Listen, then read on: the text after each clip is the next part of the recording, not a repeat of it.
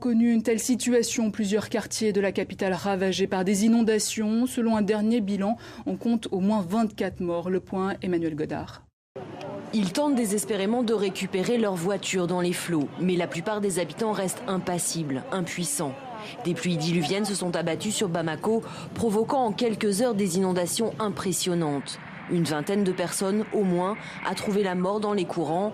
De nombreux habitants sont portés disparus. Des milliers sont sans abri. Les maisons ont été emportées par centaines dans les eaux.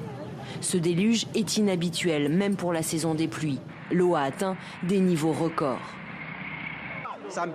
Ce n'était jamais monté aussi haut.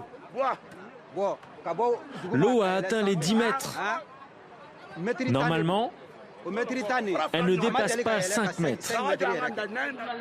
Une cellule de crise a été mise en place. Elle sensibilise les habitants pour qu'ils quittent leur maison. Construite en banco, de la terre séchée, elle risque de s'écrouler à tout moment. Le quartier le plus touché, Bankoni, ici les maisons sont construites de manière anarchique, même sur les canaux d'évacuation.